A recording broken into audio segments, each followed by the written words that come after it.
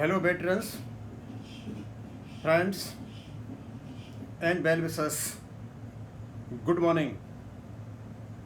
मैं आपको बताना चाहूँगा, रात तक हमने कोशिश की, सवेरे भी हमने कोशिश की कि रिव्यू पिटीशन की जो सुनवाई हो रही थी उसके बारे में क्या हुआ। हमें कुछ भी पता नहीं चला। हमने अंदाज़ लगाया कि पिछली बार जब OROP की सुनवाई हो रही थी तो हर जो जस्टिसेस कमेंट दे रहे थे, जंतर मंतर पर आकर जंतर मंतर पर बैठे लोग वीडियो भी बना रहे थे और यदि भारत सरकार के खिलाफ कोई कमेंट किया गया था तो उसको भी बता रहे थे और ये बता रहे थे कि उनकी जीत हो रही है। लेकिन इस बार जंतर मंतर पर बिल्कुल सन्नाटा था। उनकी ओर से कोई भी व्यक्ति ये बताने नहीं आया कि वहाँ क्या हुआ, क्योंकि पता तो केवल जस्टिसेज और उनके वकीलों के बीच में था या पिटिशनर्स के बीच में था। हमें कुछ पता नहीं चल पाया। जिस समय ये मैं वीडियो बना रहा हूँ इस समय तक हमें कोई ऑथेंटिक जानकारी नहीं है। हाँ, एक बात मैं बताना चाहता हूँ कि अभी हमारे जो एसोसिएशन के चेयरमैन हैं उन्होंने सूचना दी है कि उनको पता चला है किन्हीं सोर्सों से कि आरपी रिव्यू पिटीशन को रिजेक्ट कर दिया गया है और मेजर जनरल सतबीर सिंह साहब कल आज 1 बजे जंतर मंतर पर उन्हें धरना देने वाले हैं। इसमें कहाँ तक सच्चाई है कोई पता नहीं है, आगे आकर के पता चलेगा। मैं ये सूचना देनी थी। मैं इसको ऑथेंटिक कहूँ या अनऑथेंटिक ये आप स्वयं अंदाज लगा सकते हो। लेकिन रिव्यू पिटीशन रिजेक्ट हो या एक्सेप्ट हो वो एक अलग बात है।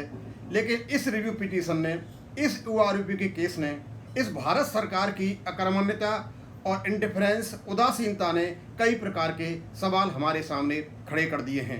उन सवालों को जिससे पहले लाऊं, मैं आपको एक बात और बताना चाहूँगा कि कल हम सारे दिन लगे रहे कि आखिरकार रिव्यू पिटीशन का क्या हुआ।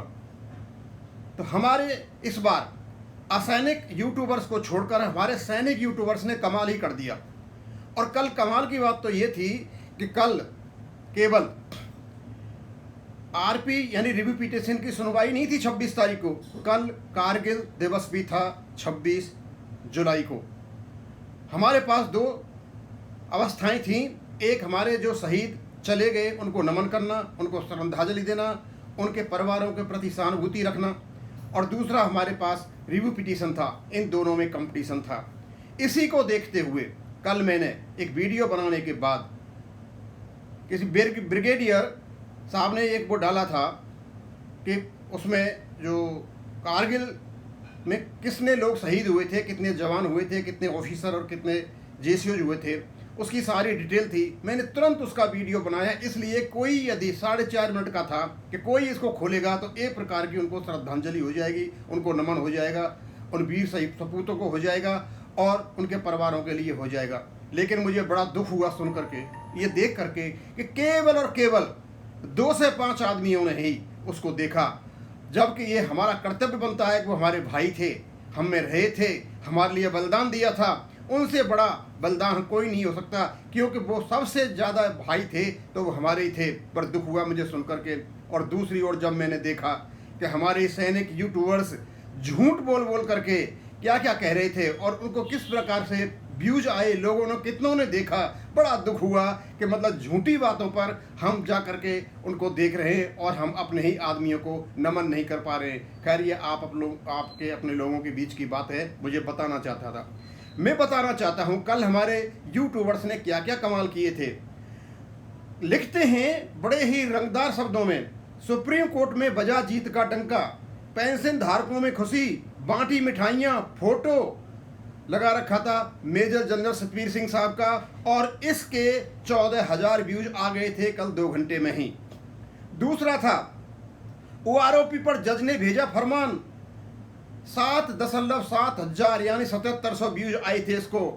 मोदी सरकार के खिलाफ आया फैसला, सालों की मेहनत रंग लाई, ये हमारे यूट्यूबर्स कह रहे थे। केंद्र सरकार ने मान ली अपनी गलती, 4700 व्यूज आए थे।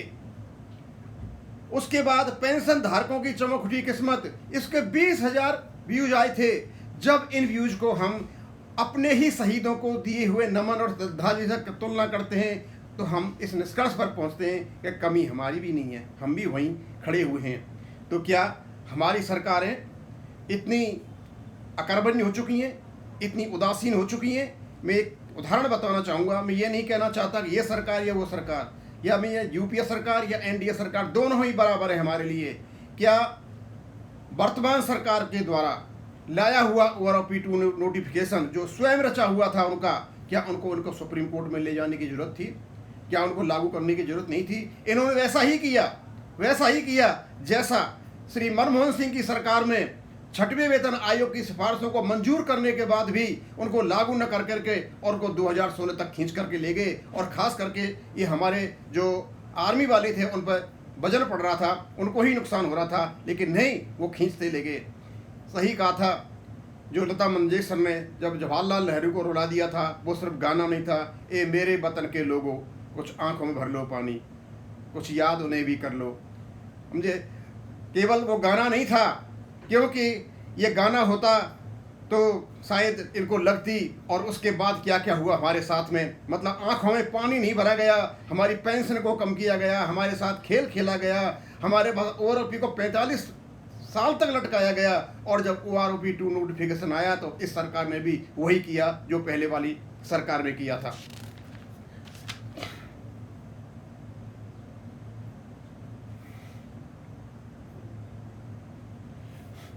RP जो रिव्यू पिटीशन का जो मैटर था जो कोर्ट में चला गया, अब वो खत्म हो चुका है। रिव्यू पिटीशन पर हमने मेजर जनरल सतबीर सिंह साहब से केवल ये अनुरोध किया था कि आप रिव्यू पिटीशन वापस लें। हम आपको बताना चाहेंगे इस रिव्यू पिटीशन को लेकर के कुछ आपस में कहासुनी तकरार हो रही है। कल हमने देखा था किसी ने रिव्यू पिटीशन के बारे में कुछ कहा था, शायद हो सकता है वो अपमानजनक हो। मेजर जनरल सतबीर सिंह साहब ने उनको कहा था, एक धमकी बताते दी है कि आप अपने शब्द वापस लें, नहीं आप अपनी हदें पार कर रहे हो। इस प्रकार की हदें ना तो हम जानते हैं, हमने सर रिक्वेस्ट किया था, अब वो रिक्वेस्ट भी खत्म हो गई है क्योंकि रिव्यू पिटीशन पर सुनवाई हो चुकी है। हमने कभी भी मेजर जनरल सतबीर सिंह साहब के खिलाफ ऐसा कोई अपमानजनक शब्द नहीं कहा है, अपमानजनक व्यवहार नहीं किया। हाँ, हमें रिव्यू पिटीशन से नाराज़गी थी और अब रिव्यू पिटीशन का जो भी फैसला है वो पता चलेगा। और यदि हमारे एसोसिएशन के चेयरमैन साहब की बात सही है, यदि उनको सूचना मिली है तो वो ये बता रहे हैं कि ये रिजेक्ट हो चुकी है। अब पता तो बाद में चलेगा, अनऑथेंटिक सोर्स से ये न्यूज है। अब मैं यहाँ मैंने 3 सवाल उठाए हैं। पहला है, are government indifferent and apathetic to the feelings emotions of ex soldiers? क्या जो भूतपूर्व सैनिक हैं उनके प्रति क्या भारत सरकार सहानुभूति नहीं रखती, उदासीन है? हाँ, देखने से तो यही लगता है, क्योंकि जब 90 दिन का टाइम OROP को इम्प्लीमेंट करने के लिए दिया था तो कदम उठाने चाहिए थे, लेकिन 90 दिन तक इन्होंने कुछ नहीं किया। और सिर्फ ये किया कि इन्होंने एक कैबिनेट नोट को ले जा करके डिपार्टमेंट ऑफ एक्सपेंडिचर में अटका हुआ है, इस प्रकार से हमारे साथ एक खिलवाड़ किया, हमको गुमराह किया।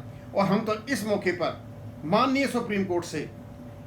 सुप्रीम कोर्ट से अनुरोध करते हैं कि यदि रिव्यू पिटीशन रिजेक्ट हो गई है तो तुरंत भारत सरकार के जो 90 दिन का टाइम दिया उसको भी रिजेक्ट करें और इनको आदेश दें कि 24 घंटे के अंदर आप इसको लागू करें, क्योंकि आप 90 और 40 130 दिन से क्या कर रहे थे उसका इनसे ब्यौरा मांगा जाए और इनको सही तरीके से लिया जाए।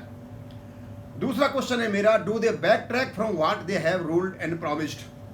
क्या उनसे वो पीछे हट गए जो इन्होंने नियम बनाया था और प्रतिज्ञा की थी? OROP-2 नोटिफिकेशन इसी सरकार का लाया हुआ है। जगह जगह ये कहते हैं कि हमने OROP-2 दी है, तो फिर इसको देते क्यों नहीं है? इसको 3 साल 1 महीने से ज़्यादा से अटका क्यों रखा है? क्योंकि ये अपने ही प्रॉमिस से, अपने ही बनाए हुए नियम से पीछे हट चुके हैं, जो ठीक नहीं है। तीसरा सवाल हमारा ये है, do they need any interference of Honorable Supreme Court in implementation of their own drawn up OROP notification?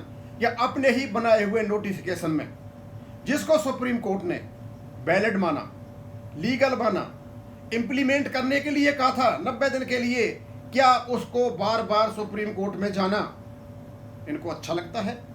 क्या बार बार सुप्रीम कोर्ट को डिस्टर्ब करना इनको अच्छा लगता है? हम यही मान के चलते हैं कि सारे के सारे ये उदासीनता के कारण हैं।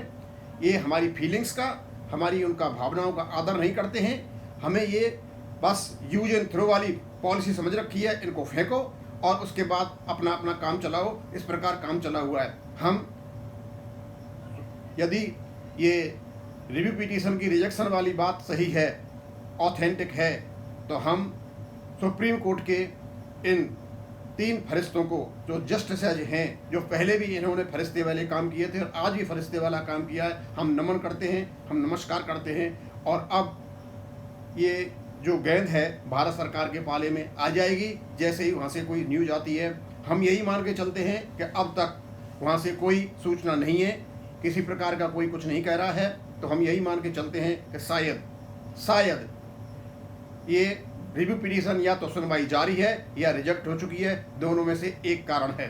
और यदि ये जारी है, ये एक्सेप्ट होती है, तो फिर हमारे लिए ये लम्बा खिंचेगा, हमें वो आरोपी नहीं मिल पाएगी।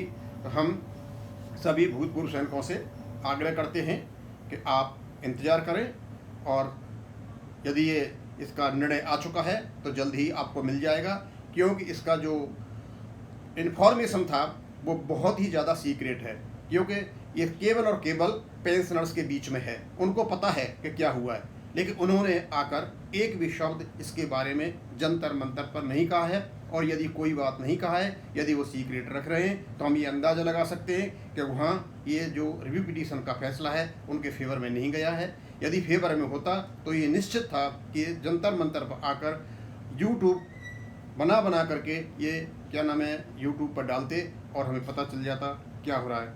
आगे देखो क्या होता है। ईश्वर का ध्यान करो, धैर्य रखो, हिम्मत रखो। मैंने कल बताया था, ना किसी से अपेक्षा रखना है और ना किसी की उपेक्षा करना है, बस यही हमारा हिम्मत का मामला है। थैंक यू, धन्यवाद।